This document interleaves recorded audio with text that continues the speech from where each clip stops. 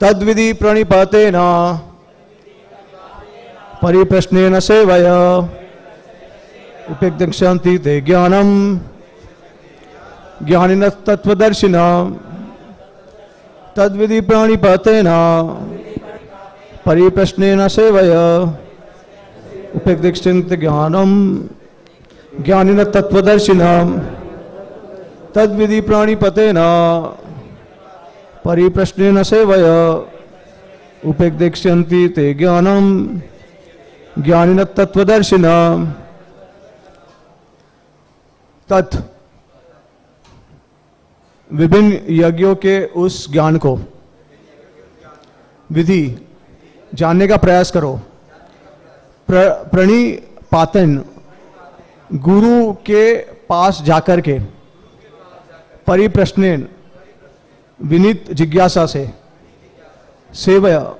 सेवा के द्वारा उपदेक्षन्ति दीक्षित करेंगे ते तुमको ज्ञानम ज्ञान में ज्ञानिन स्वरूप सिद्ध तत्व के दर्शी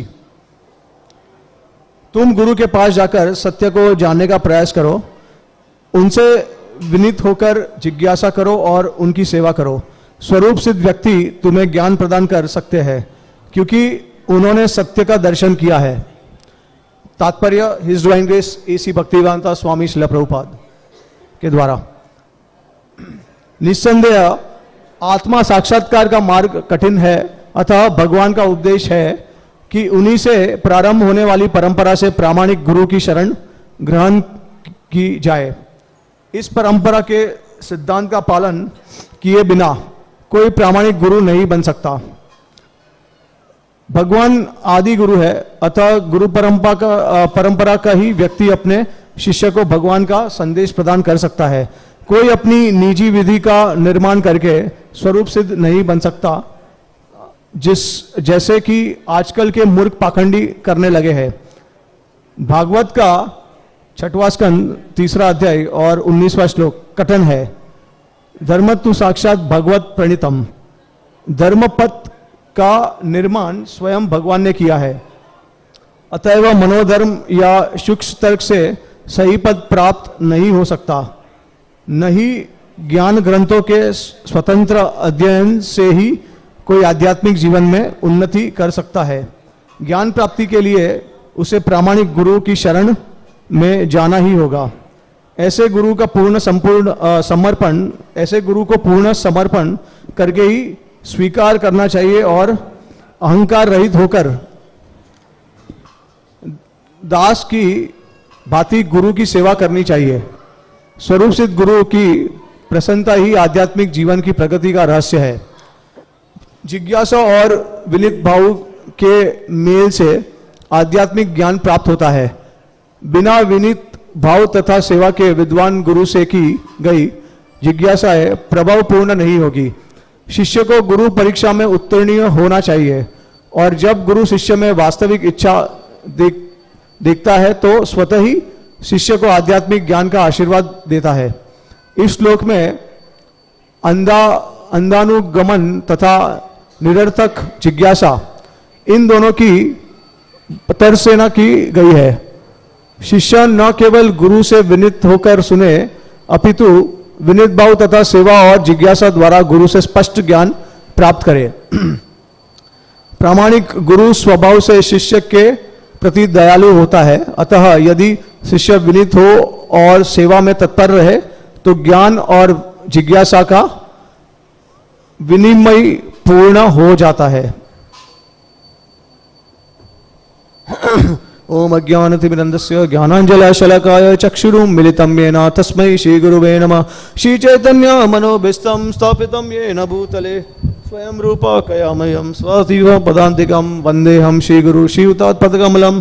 श्रीगुरुं वैष्णवांश्च श्रीरूपं साग्रजातं सगणा रघुनाथान्वितं तं सजीवं साद्वैतं सावधूतं परिजनसहितं कृष्णचैतन्यदेवं श्रीराधा कृष्णपदां सगणा ललिता श्रीविशाखान्वितांश्च हे कृष्ण करुणा सिंधु दीनबंधु जगत्पते गोपेश गोपिकाकान्त राधाकान्त नमस्तुते तप्त कंचना गौरंगी राधे वृंदावनेश्वरी विश्वानुसुते देवी प्रणमामि हरिप्रिये वंचाकल्पतरुभ्यश्च कृपा सिन्धुभ्येव च पतितानां पावनेभ्यो वैष्णवेभ्यो नमो नमः। नमः ओं विष्णुपदाय कृष्णपृष्ठाय भूतले श्रीमते भक्तिवेदांत स्वामी इति नामिने नमः ओं विष्णुपदाय कृष्णपृष्ठाय भूतले श्रीमते भक्तिवेदांत स्वामी इति नामिने नमस्ते सरस्वती देवे गौरवाणी प्रचारिणे निर्विशेष शून्यवादी पाश्चात्य देशतारिणे जय श्री कृष्ण चैतन्य प्रभु नित्यानंद श्री अद्वैत गदाधर शिवासादि गौर भक्त वृंदा।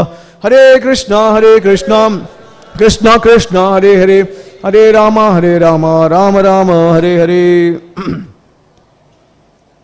हरे कृष्णा।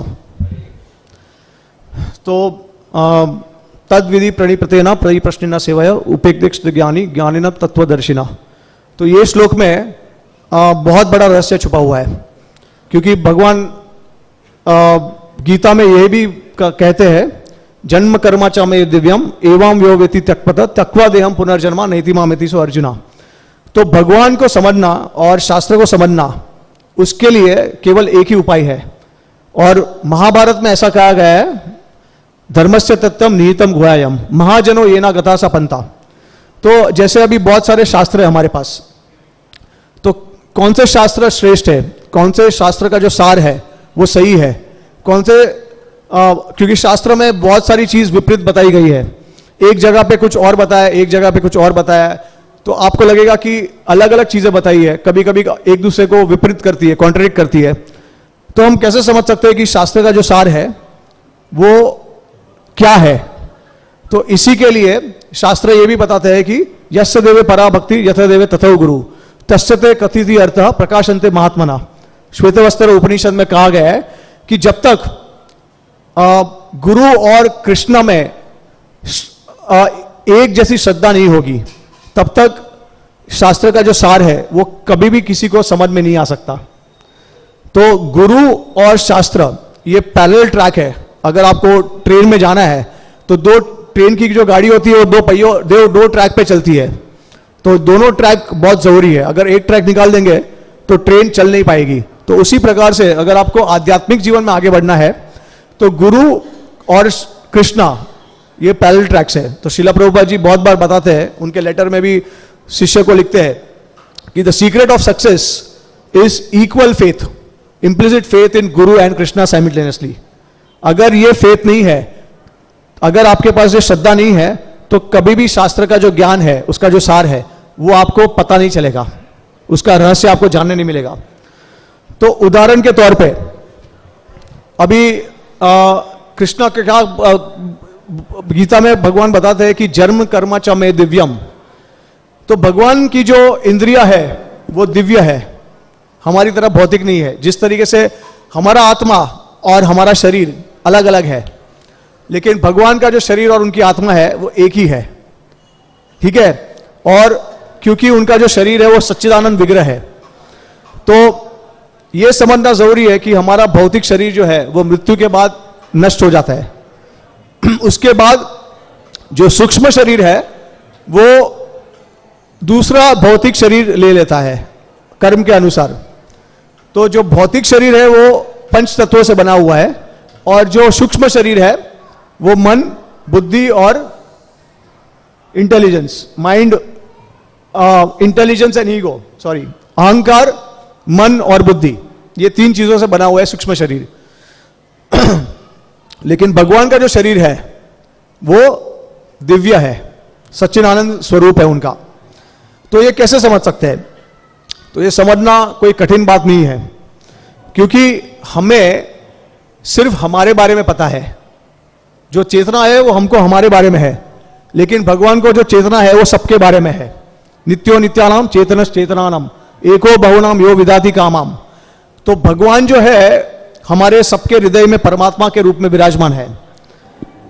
तो उनको हमारा जो भी पूर्व हमारा कर्म है, पूर्व जन्म है, वर्तमान है और भविष्य है, वो सब कुछ पता है।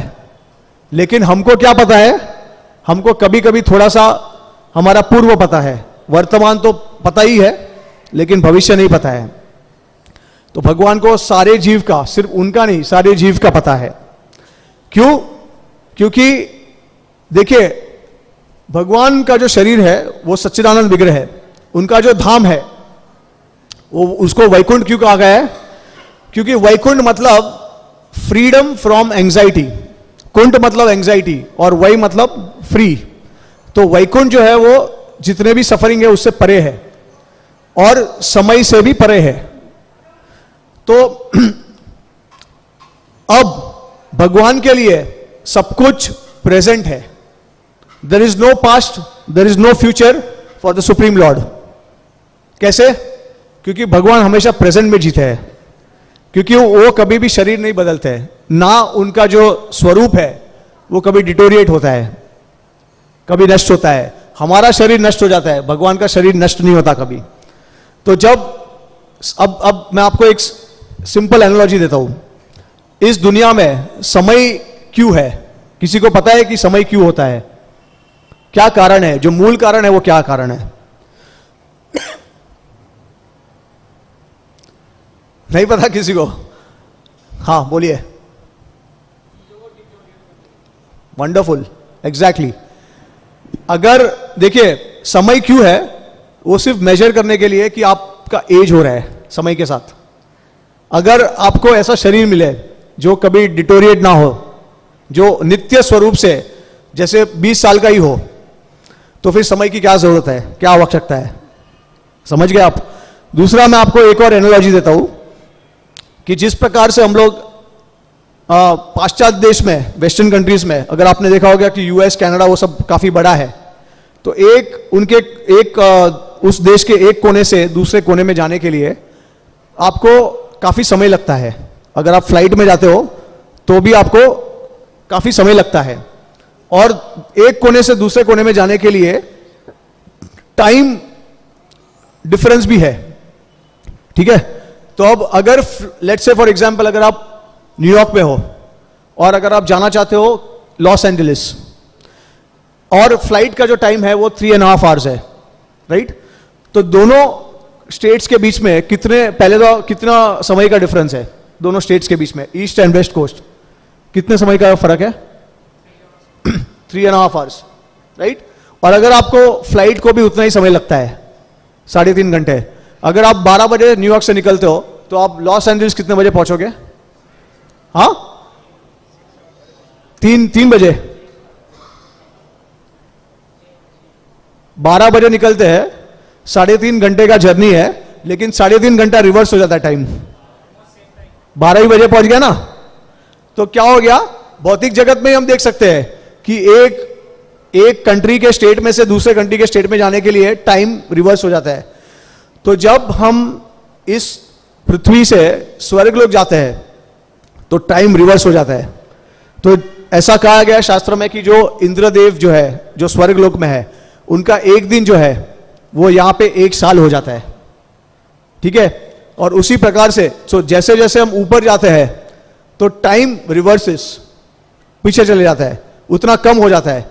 तो जैसे इंद्रलोक से ब्रह्मा लोक जाते हैं तो ब्रह्मा जी का एक दिन मतलब 12 घंटा है। तो उस 12 घंटे में कितने दिव्य युग है? 1000 दिव्य युगास। ब्रह्मा जी के 12 दिन में, 12 घंटे में 1000 दिव्य युगास है। तो दिव्य युग क्या होता है? सतयुग, त्रेता, द्वापर और कलयुग। इसको सबको जोड़ दीजिए। ये अगर इसको हम जोड़ते हैं तो एक दिव्य युग होता है। तो इस तरीके से उसको मल्टीप्लाई बाई 1000 कीजिए, तो ये ब्रह्मा जी का सिर्फ 12 घंटे का समय है। और उसके बाद अलग 12 घंटे वो तो वो 24 घंटे में आता है। लेकिन 12 घंटे, क्योंकि क्रिएशन 12 घंटे के अंदर होता है, मतलब जो सृष्टि जो होती है वो 12 घंटे तक टिकती है, उसके बाद उसका संहार होता है। तो अब जब हम स्वर्ग लोक से ब्रह्मा जी के लोक में जाते हैं, सत्यलोक में, तो वापस टाइम जो होता है वो रिवर्स कर जाता है। तो ब्रह्मा जी के जो एक दिन इंद्रदेव के लिए है स्वर्ग में, वो ब्रह्मा जी के लिए क्षण मात्र है। ठीक है, अब ब्रह्मा जी से लेके इस पाताल लोक तक ये पूरा भूमंडल जो है वो मटेरियल वर्ल्ड में आता है। जैसे ही हम ब्रह्मलोक से ऊपर जाते हैं वैकुंठ धाम में, तो टाइम जो होता है वो जीरो हो जाता है। टाइम स्पिरिचुअल वर्ल्ड में होता ही नहीं है वैकुंठ में, क्योंकि जरूरत ही नहीं है, क्योंकि जितने भी लोग वहां पे है वो सब सच्चिदानंद विग्रह के स्वरूप में है। डिटोरिएशन है ही नहीं वहां पे, तो टाइम की जरूरत ही नहीं है। तो आपको मैं ये समझा रहा हूं कि भगवान को कैसे पता है हमारा भविष्य, वर्तमान और भूत, क्योंकि भगवान हमेशा प्रेजेंट में जीते हैं, क्योंकि भगवान वैकुंठ में निवास करते हैं और वैकुंठ में समय ही नहीं है। तो भगवान की जो दृष्टि है, पास्ट प्रेजेंट फ्यूचर उनके लिए रिलेटिव है, सब कुछ उनके लिए प्रेजेंट हो जाता है। इसके लिए भगवान को सारे जीवों का पास्ट प्रेजेंट फ्यूचर सब कुछ पता होता है। उसका मतलब ये नहीं है कि हमारे पास फ्री विल नहीं है। तो भगवान को पता होने के बावजूद भी हमारे पास स्वतंत्रता है। एक और दृष्टि से हम देख सकते हैं कि भगवान सबके हृदय में परमात्मा के रूप में विराजमान है, और जब तक हम इस दुनिया में हैं तब तक भगवान हमको हमेशा साथ में रहते हैं परमात्मा के रूप में। तो परमात्मा हर एक क्षण हर एक चीज को जानते हैं। तो एक तरीके से आप समझ लीजिए कि एक स्टोरेज हाउस हो गया है, हमारे अंदर एक स्टोरेज बॉक्स है, वो स्टोरेज बॉक्स सनातन रूप से चलते जाता है। तो इस तरीके से भी हम देख सकते हैं कि जैसे आप रिकॉर्ड करते हो टेप रिकॉर्डर से, अगर आपको कुछ वीडियो रिकॉर्डिंग करना है, ऑडियो रिकॉर्डिंग करना है, तो वो रिकॉर्डिंग अगर आपके पास होता है तो आपको पता होता है कि आपने क्या किया है, राइट। उसी प्रकार से भगवान परमात्मा के रूप में विराजमान है। तो भगवान के लिए कोई बड़ी बात नहीं है कि अगर वो हमारा भूत, वर्तमान और भविष्य जान सके। ठीक है, तो ये मैं इसके लिए बता रहा हूं आपको कि तत्व भगवान का जानने का बहुत जरूरी है। तो उस तरीके से हम समझ सकते हैं कि भगवान जो है वो दिव्य है, हमारी तरह भौतिक नहीं है। इसके लिए ऐसा कहा गया है कि ईश्वर परम कृष्ण सच्चिदानंद विग्रह अनादिर आदिर गोविंद सर्व कारण कारणम।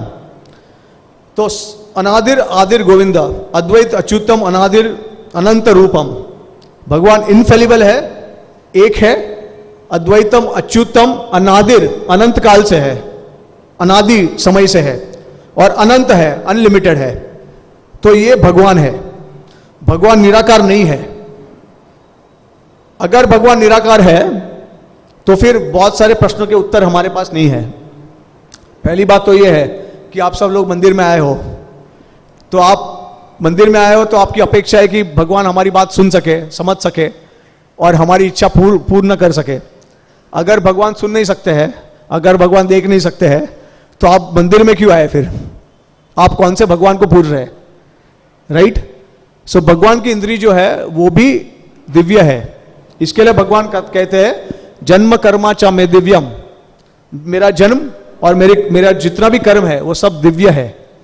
तो भगवान हमारी तरह साधारण मनुष्य की तरह जन्म नहीं लेते हैं, उनका जन्म भी है वो भी दिव्य है। इसके लिए श्रीमद् भागवतम में बताया है कि भगवान ने वसुदेव के पहले मन में जन्म लिया, और जन्म नहीं लिया, एक तरीके से भगवान प्रकट हुए। तो जब कहते हैं कि भगवान का जन्म हुआ है, भगवान का जन्म नहीं हुआ है, भगवान ने अपने आप को प्रकट किया है वो समय पे हमारी भौतिक दृष्टि के सामने।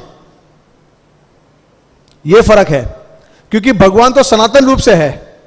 अगर कृष्ण यहां पे है, भौमो धाम में है, तो भगवान कृष्ण गोलोक धाम में भी है, वैकुंठ में सनातन रूप से है।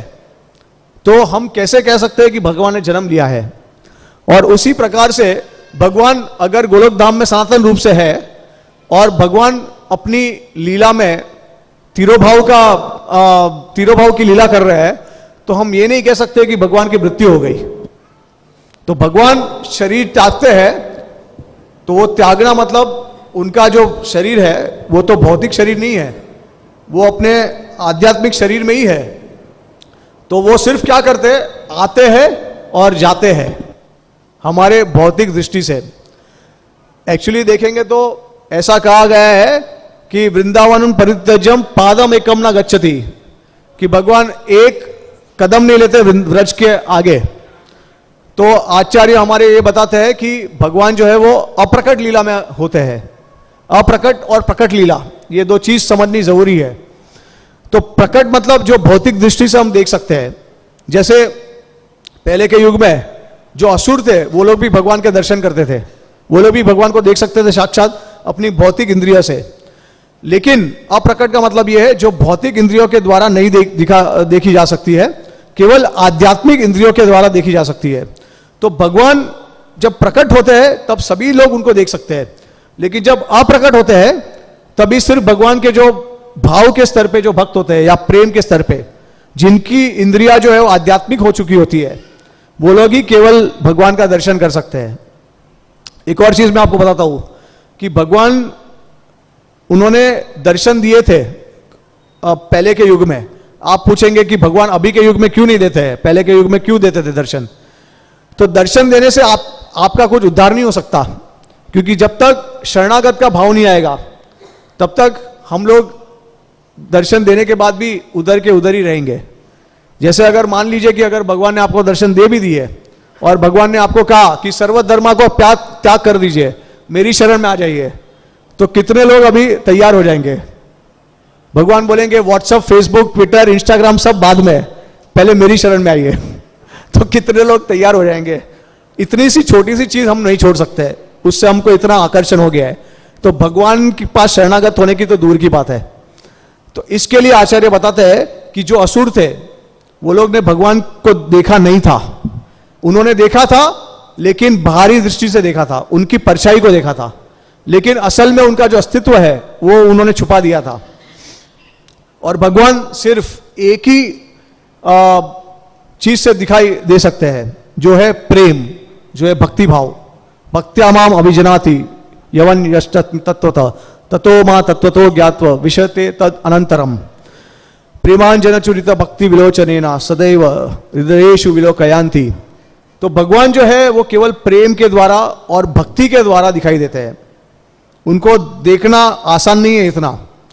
और हमारे आचार्य ये भी बताते हैं कि आप देवी देवता को भी देख लीजिए, आप भगवान विष्णु को भी दर्शन कर लीजिए, शिव के भी दर्शन कर लीजिए, लेकिन कृष्ण को देखना इतना आसान नहीं है। भगवान विष्णु भी जो है वो भी बहुत ईगर है कृष्ण के दर्शन करने के लिए। तो कृष्ण का जो 200 फॉर्म है वो सबसे श्रेष्ठ है, और सारे देवी देवता बहुत आतुर है वो उस स्वरूप के दर्शन करने के लिए। तो कहने की बात यह है कि जैसे मैंने पहले कहा आपको कि धर्मस्य तत्वम निहित गुह्यम महाजनो ये ना गता सपंता। जब तक हम गुरु आचार्य के द्वारा परंपरा में आए हुए जितने भी उनके टीचिंग्स है उसको हम नहीं समझेंगे, तब तक हम भगवान को नहीं प्राप्त कर सकते हैं। तो ये बहुत जरूरी है, क्योंकि अलग अलग लोग अलग अलग परिभाषा के हिसाब से भगवान को डिफाइन करते हैं, लेकिन जब उनको प्रश्न पूछेंगे कि भगवान कौन है, किस तरह उनको मिल सकते हैं, तो उसका उत्तर वो नहीं दे पाते हैं। तो इसके लिए परंपरा में हुए, जैसे श्रील प्रभुपाद जी यहाँ पे तात्पर्य में बताते हैं कि परंपरा में क्या मार्ग है, तद विधि प्राणी प्रतेना परिप्रश्नेना सेवाया। अगर ये रहस्य को जानना है, ये तत्व को समझना है, तो गुरु का शरण लीजिए, परिप्रश्नेना सेवाया, प्रश्न कीजिए और उनसे उनकी सेवा कीजिए। भक्ति का मतलब ये नहीं है ब्लाइंड फेथ। आपको कोई भी प्रश्न है, आपको कोई भी संशय है, उसका खंडन कीजिए आप, और कुछ भी इस भक्ति के मार्ग में कोई भी चीज आपको ऐसा नहीं लगेगा कि ये मुझे फोर्सफुली एक्सेप्ट करना पड़ रहा है। सबके पीछे कुछ ना कुछ कारण है, लॉजिक है, साइंटिफिक रीजनिंग है। तो ऐसा नहीं है कि जस्ट बिकॉज हम भगवान को पाना चाहते हैं तो हमको जबरदस्ती कुछ चीज अपनानी पड़ती है। हर चीज के पीछे कुछ ना कुछ कारण है। तो ये जो तत्व जो है भगवान के बारे में, भगवान कौन है, कैसे है, क्या है। अब उदाहरण के तौर पे अगर आप देखेंगे, आप हर मंदिर में जाओगे, कोई भी मंदिर में जाओगे, भारत के कोई भी मंदिर में जाइए, आपको भगवान शिव जो है वो एक ही रूप में दिखाई देंगे, राइट? ऐसा तो नहीं है कि भगवान शिव के उनका जो मुख है, राइट, वो एलिफेंट का है, बराबर, या फिर माउस का है, या फिर पिकॉक का है, राइट? ऐसा तो नहीं है ना।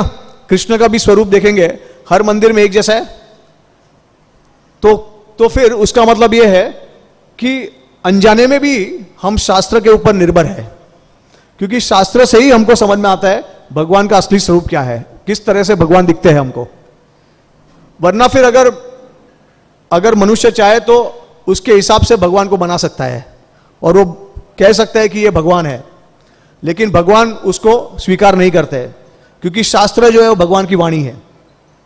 तो शास्त्र के बिना आप देखिए, आपको लगेगा कि शास्त्र जो है वो किसी ने लिखे हैं, हम क्यों माने शास्त्र को, लेकिन अनजाने में आप बहुत कुछ चीजें ऑलरेडी मान चुके हैं शास्त्र में से। जैसे भगवान की पूजा हो रही है, आरती हो रही है, उनको भोग लगा रहे हैं, तो ये सब क्या है? ये सब शास्त्र ज्ञान है।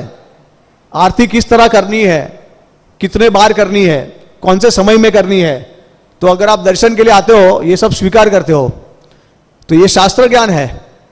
तो शास्त्र अनजाने में ही आप स्वीकार करते हो, तो फिर ये प्रश्न ही नहीं होना चाहिए कि शास्त्र हम स्वीकार क्यों करें, किसी मनुष्य ने लिखे, वो मनुष्य ने लिखे नहीं है और ना लिख सकते हैं, क्योंकि शास्त्र आप खुद पढ़िए, आपको अंदाजा आ जाएगा कि किस तरीके से हमारे वश में ही नहीं है शास्त्र को निर्माण करना। इतने सारे करोड़ों श्लोक अगर आप निर्माण कर सकते हैं और कंसिस्टेंसी विदाउट कॉन्ट्रडिक्शन अगर आप शास्त्र लिख सकते हैं, तो हम मान सकते हैं कि हम मनुष्य भी शास्त्र लिख सकते हैं, लेकिन ये संभव ही नहीं है। आप कितना भी कोशिश कर लीजिए, शास्त्र कोई लिख नहीं सकता। तो ये भगवान की वाणी है, ये ब्रह्म ज्ञान है, भगवान से आता है। तो ये सब समझना बहुत जरूरी है। इसी के लिए गुरु और शास्त्र के बिना हम भगवान को समझ ही नहीं सकते। आप अगर शास्त्र का ज्ञान भी अगर आप नहीं प्राप्त करते हो, तो आखिर में तो आपको किसी से सुनना ही पड़ेगा भगवान के बारे में। कोई साधु हो या कोई संत हो, उनसे आपको सुनना ही पड़ेगा, उसके बिना आपको पता ही नहीं चलेगा। तो इसी संदर्भ में मैंने एक पुस्तक लिखी है जिसका नाम इंग्लिश में है 20+ must know facts about Hinduism. तो इसमें ऐसे बहुत सारे प्रश्नों के उत्तर है और उसका अनुवाद हिंदी में भी अभी अधिक मास में ही आया है, और उस बुक का नाम है सनातन धर्म संशय भंजन। जितने भी आपके डाउट्स है, जितने भी क्वेश्चन है, उसको नष्ट करने के लिए हमने ये बुक तैयार की है, और इसमें बहुत सारे शास्त्र प्रमाण है और बहुत सारा लॉजिकल रीजनिंग है कि किस तरीके से हम जो करते हैं वो क्यों करते हैं। क्योंकि बहुत सारे लोगों को डाउट, शंका है, प्रश्न है हमारे हिंदू धर्म में, तो मैंने ये बुक कंपाइल की है। तो इसका प्राइस जो है वो 200 रुपये है, और ये इसमें से मैं कुछ प्रॉफिट नहीं कमा रहा हूँ, मेरा खुद का बिजनेस है, और जो भी आप लक्ष्मी देंगे वो भगवान की सेवा में ही जाएगा। तो इसमें से एक प्रश्न ये भी है कि जो हम दान करते हो क्या भगवान के पास जाता है कि नहीं किस तरह समझ सकते हैं कि वो भगवान के पास ही जा रहा है कि नहीं, क्योंकि भगवान तो है नहीं यहाँ पे, तो भगवान के पास जा रहा है या कुछ तो गड़बड़ हो रहा है। तो ऐसे सब कॉन्ट्रोवर्शियल क्वेश्चंस भी है इसमें, और उसको आपको सेटिस्फाइंग आंसर्स मिलेंगे। सो इसी के साथ मैं कथा को विराम देना चाहूँगा, क्योंकि अभी 8:30 को आई थिंक दर्शन खुलेगा, तो थोड़ा शॉर्ट कथा है आज का। लेकिन अगर किसी को कोई प्रश्न है, और ये किताब है यहाँ पे टेबल पे डिस्प्ले की है, तो अगर किसी को चाहिए तो देख सकते हैं, और अगर आपको पसंद आई तो आप ले सकते हो। सो किसी को कोई प्रश्न है? यस, बताने के लिए बहुत कुछ है, लेकिन समय की पाबंदी है। तो हरे कृष्ण ब्रह्मा। भाई जैसे आपने बताया था कि भाई गोलोक मतलब वैकुंठ लोक में टाइम नहीं है ना, तो गोलोक में जैसे भगवान कृष्ण का एक काउंटेबल मतलब एज बताई जाती है कि एक काउंट में 14 से 20 के बीच में, तो जब काउंट हो रही है तो वहाँ काल काम कर रहा है ना, तो उस पर थोड़ा प्रकाश डाल दीजिए। देखिए, गोलोक में और वैकुंठ में वहाँ पे भी सूर्य है, वहाँ पे भी चंद्र है, लेकिन वो भगवान की योगमय और लीला में है शामिल। तो किसी का जो बॉडी है वो डिटोरिएट नहीं होता। तो ऐसा कहा गया है कि भगवान का जो सनातन रूप जो है, उनका जो सबसे बेस्ट फॉर्म है कैशोर फॉर्म, 16 साल का, वो सनातन रूप से होता है। और अगर कोई भक्त की इच्छा होती है तो भगवान कभी कभी अपना कौमार और पौदंग जो उम्र है वो भी प्रकट कर लेते हैं थोड़े समय के लिए। लेकिन भगवान की योग माया से क्या होता है, सारे भक्त भूल जाते हैं कि भगवान का जन्म हुआ था। हालांकि एक उनके दिमाग में एक रिमेम्बरेंस की तरह होता है कि भगवान ने जन्म लिया है, लेकिन असल में भगवान की लीला सनातन रूप से कैशोर के रूप में वहां पे है, प्रकट है। और बीच बीच में भक्तों के इच्छा के अनुसार भगवान वो लीला को प्रकट करते हैं। एक और क्वेश्चन है, जैसे आपने बताया वैकुंठ में मतलब टाइम रिलेटिव है, इसलिए भगवान को भूत भविष्य वर्तमान सब पता है ना। तो हमारे हिंदू धर्म में काफ़ी ऐसे महर्षि हुए हैं, जैसे महर्षि गर्ग हैं, वाल्मीकि जी हैं, उन्हें तीनों काल पता होते थे, त्रिकालदर्शी कहा जाता था। तो वो तो वैकुंठ में नहीं थे, वो पृथ्वी पे ही थे, तो ऐसा कैसे? करेक्ट। तो उनमें भगवान की शक्ति है और इसके लिए उनको त्रिकाल ज्ञानी कहा जाता है। तो वो तप से आता है, तप करने से, जप करने से, यज्ञ करने से, तो ऐसी शक्ति प्राप्त होती है, ठीक है। लेकिन देखिए भगवान को जो पता है वो सब कुछ सबको नहीं पता होता है। और जिस तरीके से जो योगी होते हैं वो अपने आप को 16 फॉर्म में एक्सपांड कर सकते हैं, 16 या 18 मैक्स टू मैक्स, बट भगवान जो है वो अनलिमिटेड कर सकते हैं।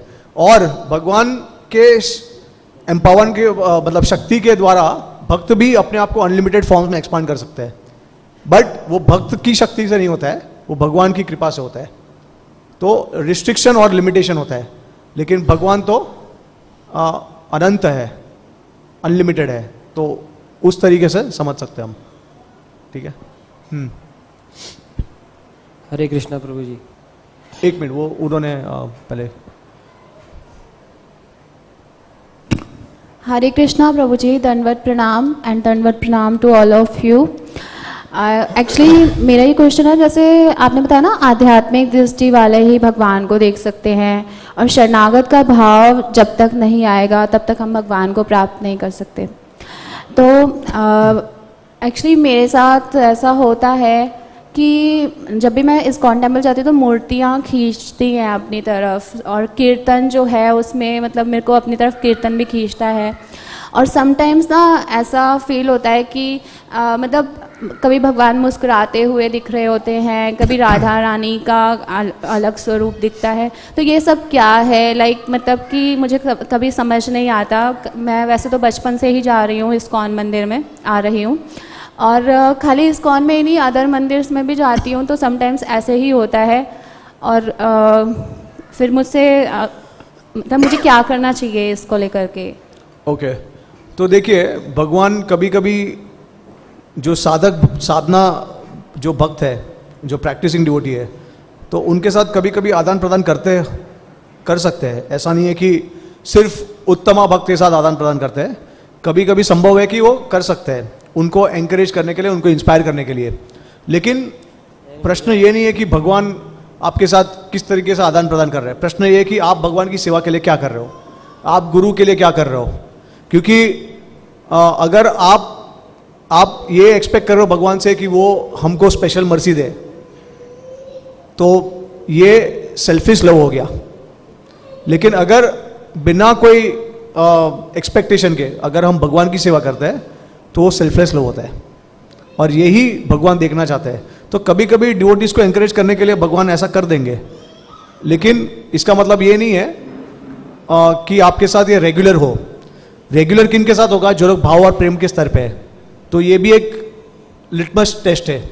अगर आपके साथ ये रेगुलरली हो रहा है रेसिपिकेशन हर रोज, तो फिर हम कह सकते हैं कि आप वो स्तर पे हो। लेकिन कभी कभार हो रहा है, और ये चीज़ जो है वो आपको अपने गुरु के पास जाके उनको बतानी चाहिए।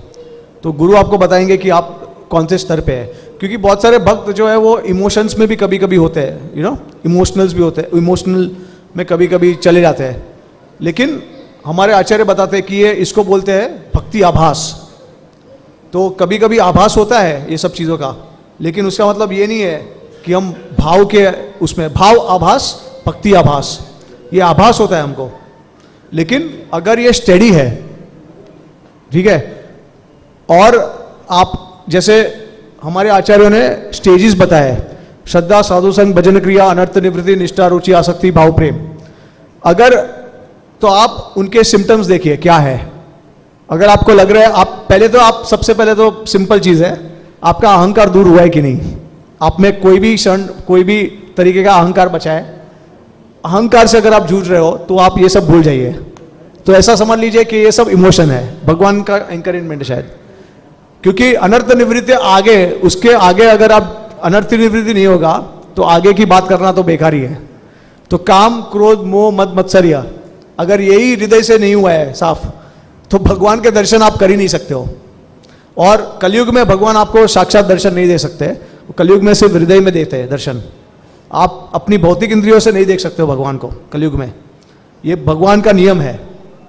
तो जब भाव और प्रेम के स्तर पे आओगे तो भगवान के दर्शन आप ही को होंगे, किसी और को नहीं होंगे। तो जो लोग भाव और प्रेम के स्तर पे, उन्हीं को दर्शन होते हैं।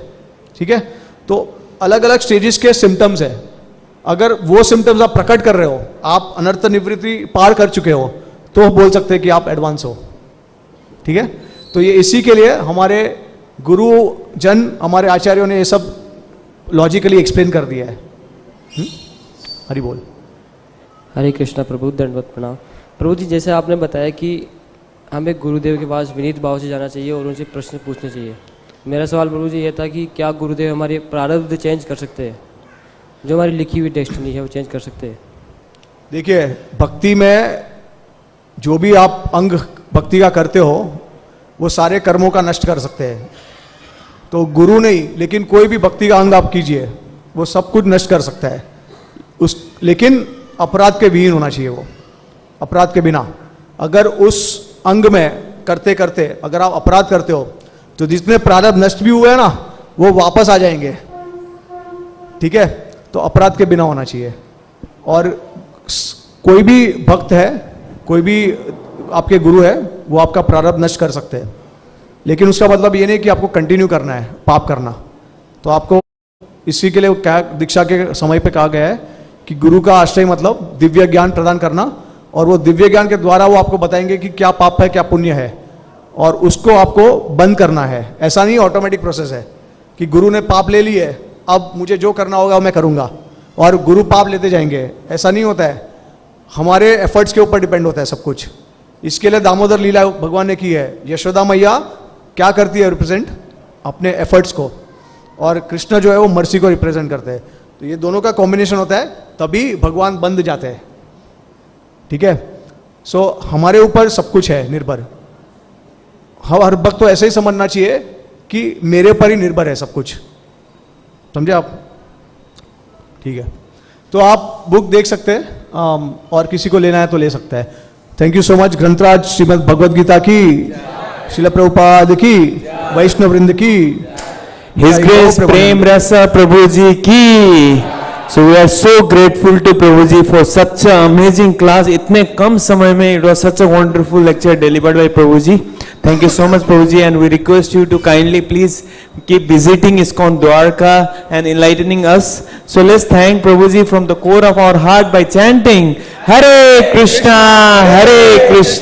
Krishna Krishna, Hare Hare. Hare Rama, Rama Rama, Hare Hare. His Grace Prema Rasa Prabhuji ki, Jagat Guru Srila Prabhupada ki.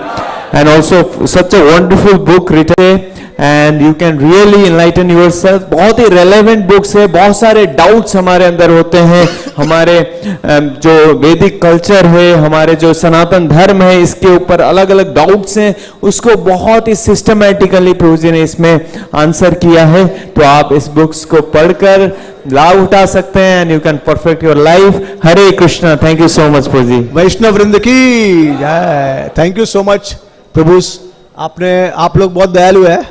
तो आपके वजह से ही जो हो रहा है सब आप ही की वजह से हो रहा है। हम तो सिर्फ बस आपकी धोती पकड़ के चलना चाहते हैं, दैट्स इट। हरि बोल। Thank you Prabhuji, thank you so much. It is your humility and we are really touched by your humility also. In every way you are inspiring us. Thank you so much.